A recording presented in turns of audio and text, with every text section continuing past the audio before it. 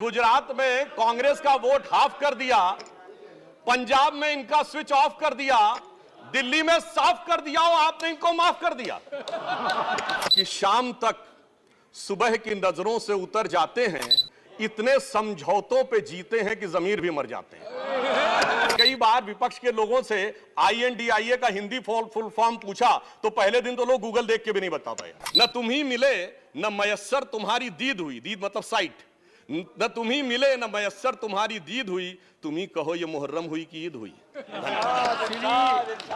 कि अब जो चेहरे से जाहिर है छुपाएं कैसे, तेरी मर्जी के मुताबिक नजर आए कैसे।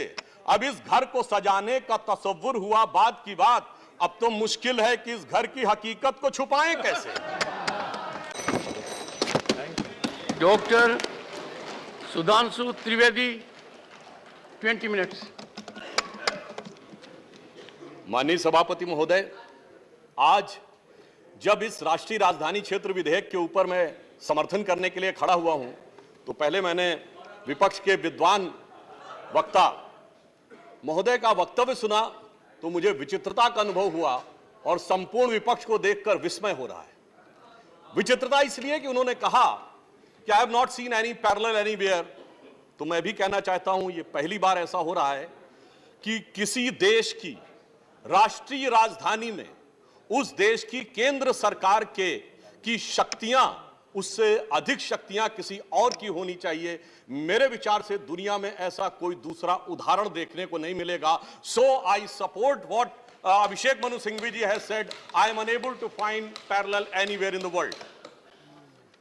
दूसरा विषय जो मैंने कहा कि विस्मय का अनुभव क्यों हो रहा है, अभी देखिए उन्होंने 2 बार सुपर सीएम प्रयोग किया कॉन्स्टिट्यूशनल पद पर बैठे हुए व्यक्ति के लिए, मगर महोदय इस देश ने बगैर संवैधानिक पद पर बैठे हुए सुपर PM 10 साल तक देखा है।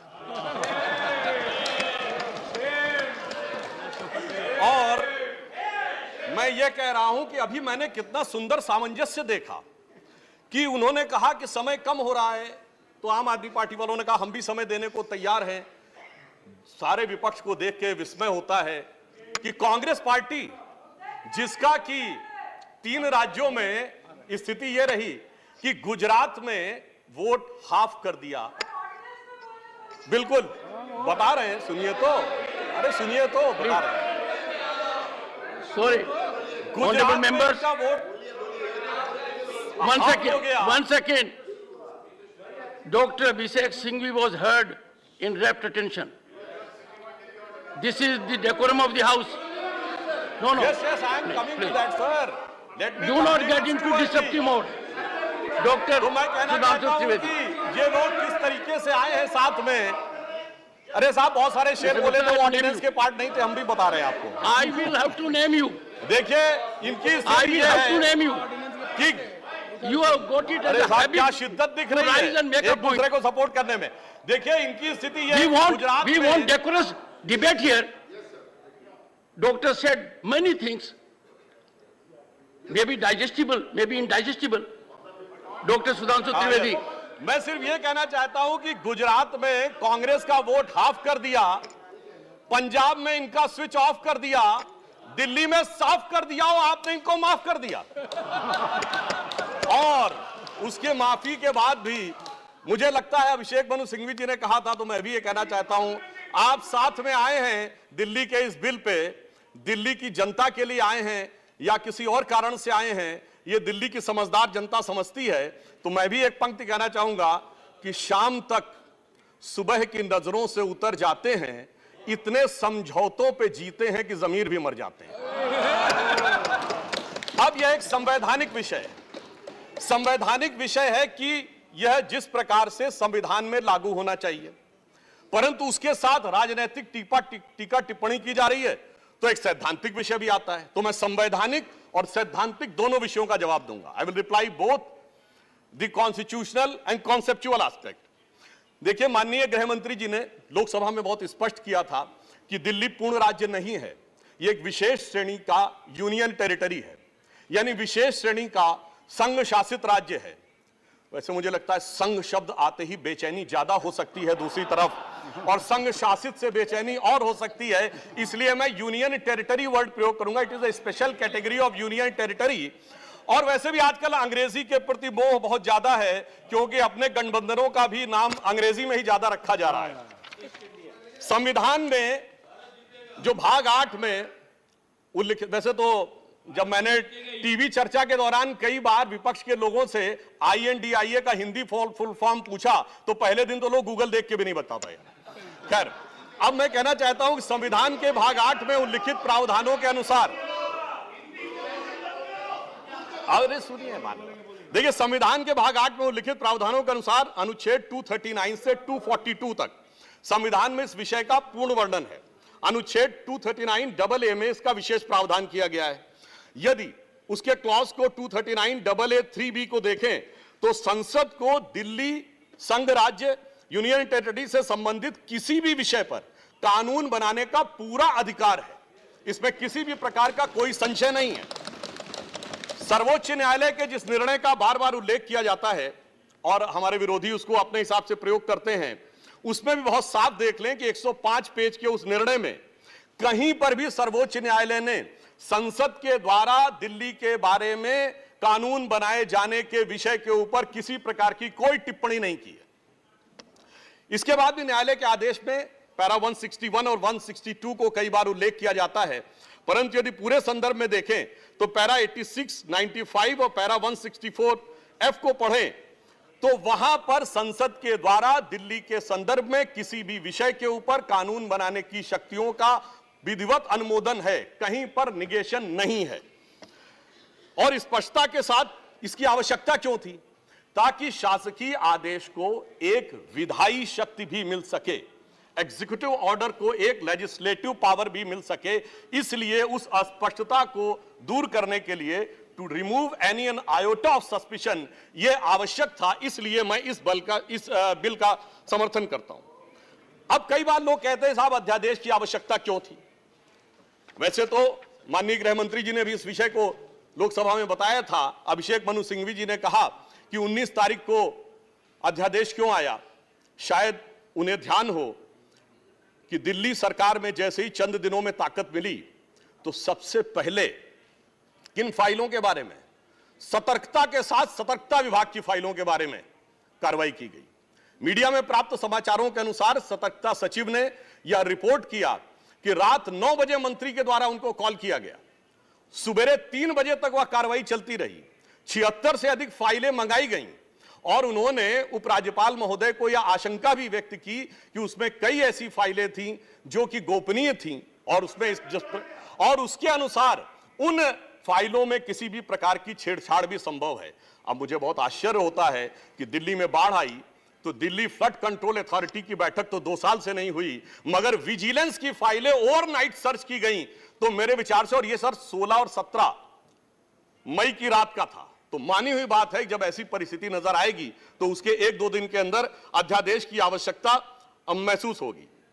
यहां मैं एक और बात भी कहना चाहता हूं कि ब्यूरोक्रेसी पर नियंत्रण की बात आम आदमी पार्टी की सरकार के द्वारा की जाती है, तो ये लोग तो अपनी एक पैरेलल ब्यूरोक्रेसी भी बना चुके हैं, क्योंकि अनेक प्रकार के समाचार पत्रों में आया है कि कई ऐसे लोग जो कि आम आदमी पार्टी के पदाधिकारी हैं, वो सरकारी पदों पर भी विद्यमान हैं और सरकारी पदों पर रहते हुए सरकारी शक्तियों का भी उपयोग कर रहे हैं।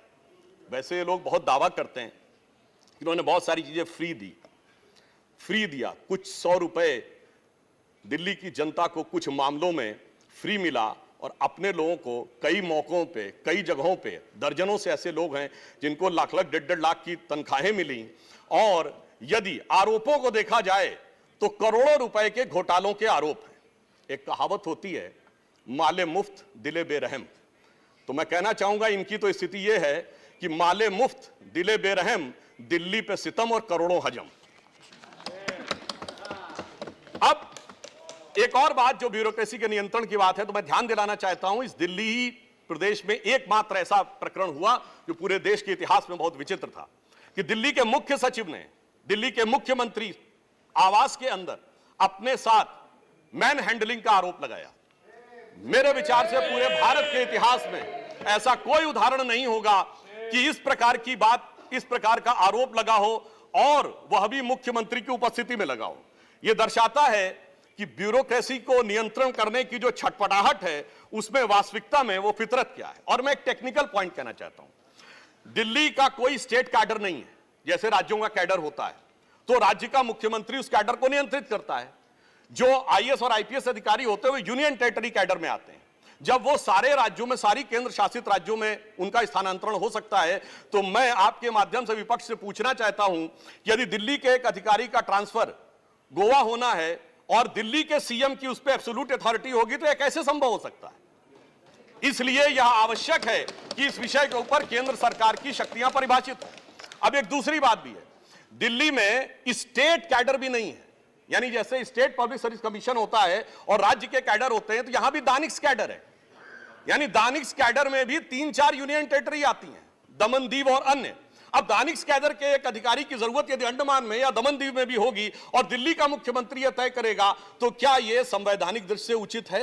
इसलिए मैं कहना चाहता हूं कि माननीय गृह मंत्री जी ने जो यह विषय रखा है वो पूरी तरीके से उचित है। अब दुरुपयोग की बात में मैं एक और बात कहना चाहता हूं, इनकी वास्तविक मंशा क्या थी। दिल्ली में एक जनरल फाइनेंशियल रूल 2019 है जो ये कहता है कि 10 करोड़ रुपए से अधिक का अगर किसी भी प्रकार का व्यय होगा तो वह मंत्री की शक्ति से बाहर होगा और वह एलजी के पास जाएगा। महोदय, इनके मुख्यमंत्री जी का जो मकान या वजीर आला का अजीमुशान महल बनाने के लिए जो बिल बने साहब, वो पूरे उसके एक साथ नहीं बने।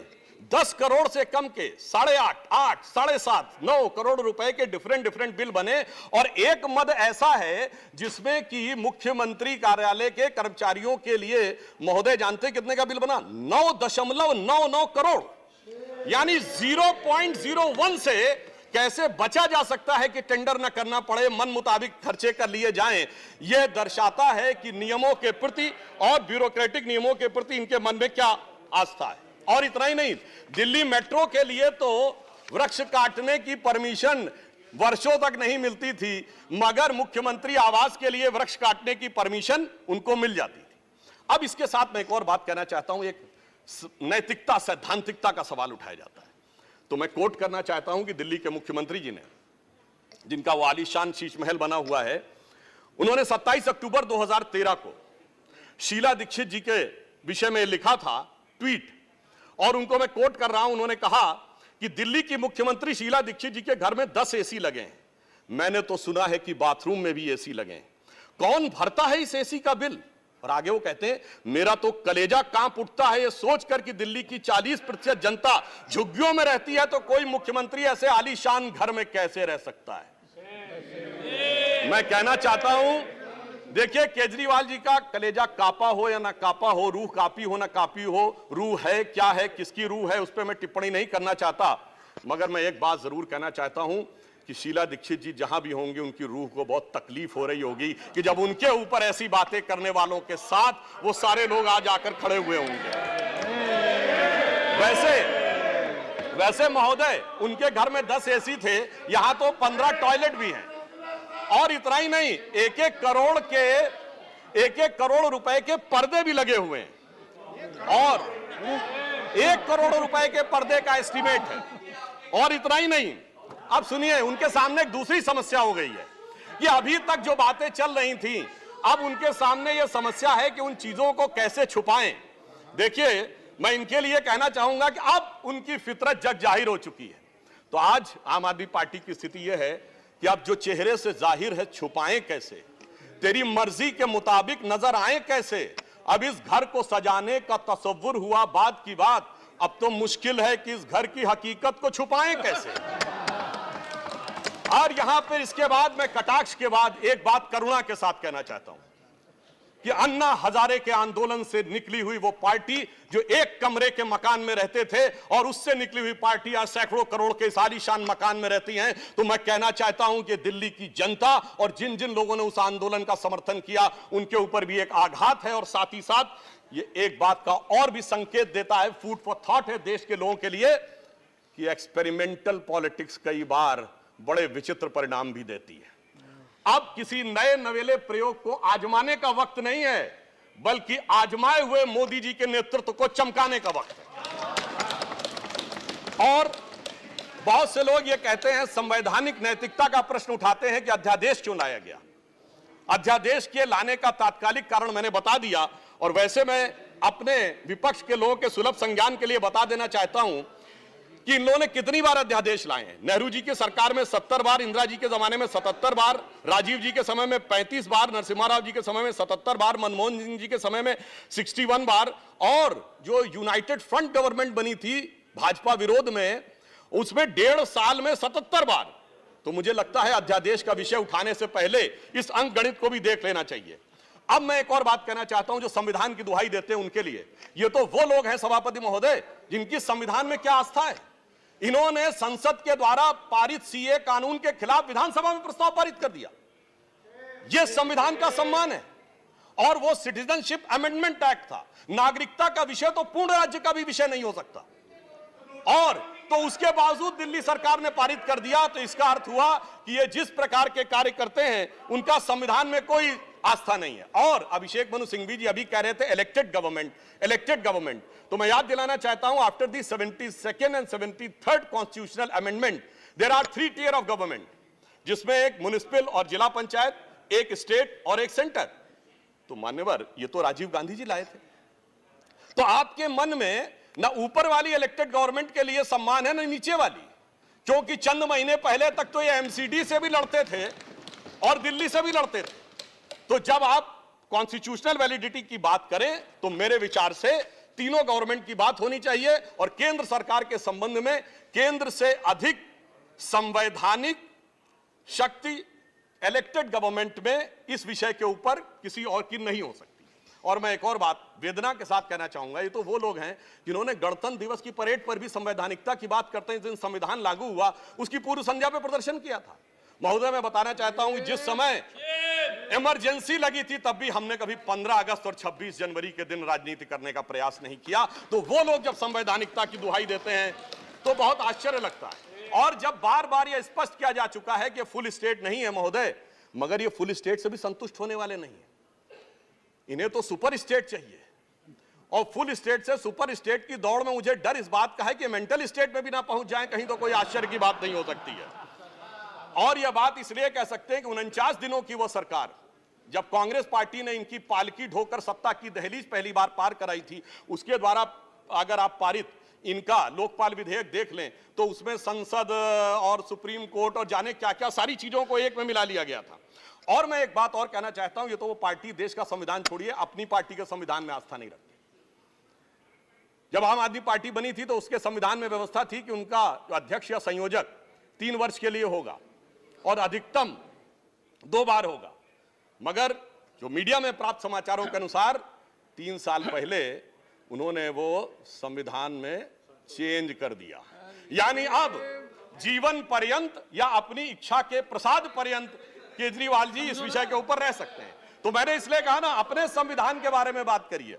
और मैं यह भी कहना चाहता हूं कि इन्होंने अपनी कार्यकारिणी में ऐसे भी प्रस्ताव पारित किए हैं संविधान के संदर्भ में कि साहब इनके यहां परिवार के भी कितने लोग काम कर सकते हैं, जो मेरे विचार से बड़ी बड़ी परिवार वाली पार्टियों ने भी कभी अपने पार्टी के प्रस्तावों में इन प्रस्तावों को नहीं पारित किया होगा।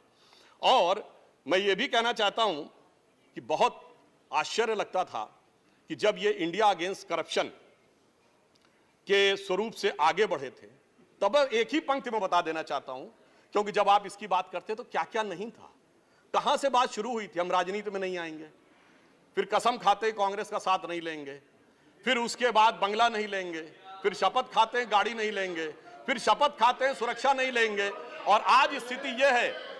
मैं सिर्फ यह कहना चाहता हूं कि जितनी बातें ये कहते थे वो सारी चीजें आवश्यक हैं, मगर यह दर्शाता है, क्योंकि मैं किसी की सुरक्षा के प्रति खिलवाड़ करने की बात नहीं करता। पंजाब जैसा राज्य संवेदनशील है, वहां के मुख्यमंत्री के पास सुरक्षा होनी चाहिए।